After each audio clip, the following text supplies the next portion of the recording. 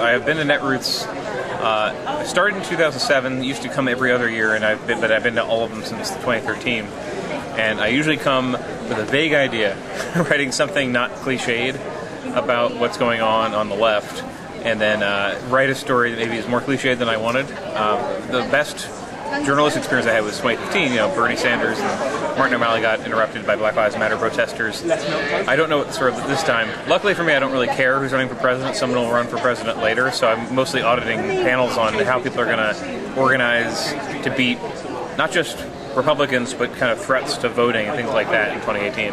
I'm actually of the people who cover liberals and the left, which are different. I'm probably the least interested, or not the least interested, the least convinced that there's a fracture that's going to hurt them in terms of winning things. That's just not how politics works when you're out of power. In power, sure. I think there might have been more divisiveness in the Hillary world.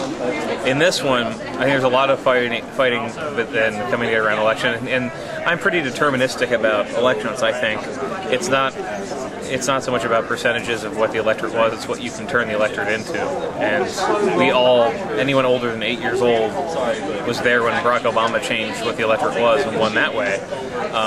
Here you have Donald Trump also changing what the electorate was. Here you had, after Bernie, it hasn't been unsuccessfully, but Democrats taking very seriously that there are just millions of poor people who don't vote, don't care, have criminal records so they can't vote in some states, and if you turn them around, you change the electorate. I think the best way to do that is hard, because it's easy to vote as a middle-class person in the suburbs. It's hard to vote as a poor person. And so I think this public argument, I think, is actually kind of the best way to get people aware of what a party stands for. It was 4 years ago I first saw something with like a Bernie Sanders for President t-shirt at Netroots. You could see 4 years ago on the left, 5 years on the left, a bunch of ideas that could coalesce, and you wouldn't necessarily think that they'd be the ones that win. And same thing on the right. You could see the nationalist, anti-immigration policies that Jeff Sessions building and that wing of the Republican Party building. And I always look at emails I got from Steve Miller just when he was a spokesman for Sessions, so he was a source you'd email, or he would send you unsolicited a bunch of immigration sites. Those guys were in the party, but they didn't seem to be expanding their beachhead, and I don't think they would have without Donald Trump, frankly.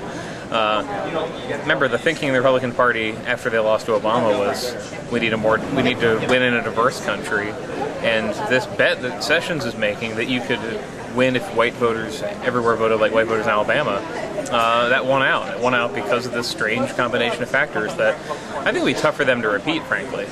Not just an unpopular Democratic candidate, but an unpopular Democratic candidate who is undone by hacks and investigations every couple weeks in the campaign. A Republican candidate going over after this fractured field. I mean, a couple of ideas that look like their time was coming, but maybe only for about 20% of the country and 40% of the Republican Party, right? Like the Jeff Sessions ideas.